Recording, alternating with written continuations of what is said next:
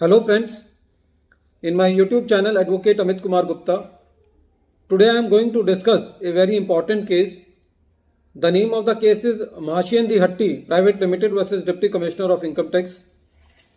This case has been reported in 448 IPR at page number 667.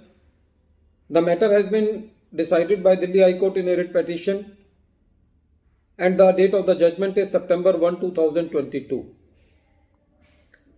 In this particular case, the notice under section 148A clause B was issued to the assessee alleging that the assessee has purchased some bogus purchases and why this should not be added to the income of the assessee. But the parties from whom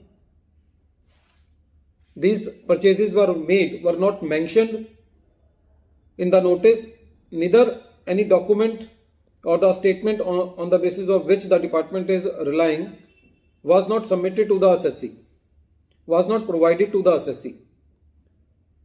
The assessee replied to this notice and said that please provide me the name of the parties, 23 parties from whom you are alleging that I have made bogus purchases, and also provide me the material on which the department is relying. But the department didn't provide these documents to the assessee and passed the order under section 148A clause D and issued the notice under section 148, meaning thereby that the submissions of the assessee was not considered and the case of the assessee was reopened under section 148. The assessee went to the Delhi High Court in a writ petition against the order under section 148A clause D and 148 for the quashing of the order and notice. The court said that until and unless the complete information is not provided to the assessee, and that is also the mandate of the Supreme Court judgment in the case of Ashish Agarwal, the assessee cannot provide you the submissions or the explanation. If you will not provide the complete information to the assessee, then it will be like finding a needle in the haystack. Until and unless you will provide the information, how the assessee will keep his point that he has not made the bogus purchases and will be able to prove his point. So in this particular case, the High Court quashed the notice under section 148A clause D and notice under section 148 and remanded the matter back to the department for giving the complete information to the assessee. At the face, this is great justice to the assessee. In this case, the assessee was a very high net worth assessee. The sale of the assessee was near about 750 crores. But these procedural lapses are there in more or less every case where the assessee is fighting a matter of 50 lakh or 1 crore. The information is not being provided to the assessee and the assessments are made.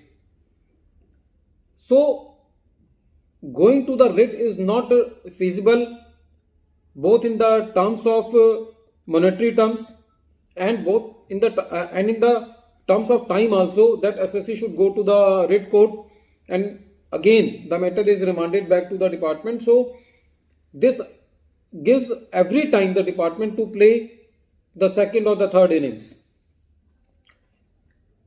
With due respect to the various high courts, my point is that if the matter is remanded, then it should be remanded with the cost of the litigation to the assessee and with the cost of time spent in litigation.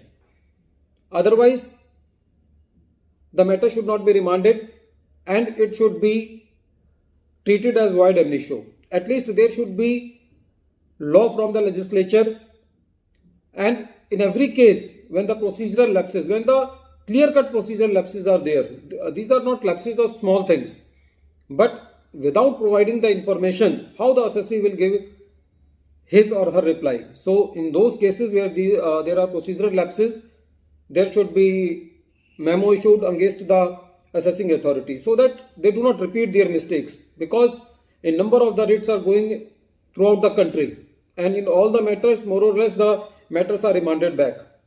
So now it has become a game type, that you are going to the writ court, then they are remanding the matter back. So the only relief which the assessee is getting, that the matter will be remanded.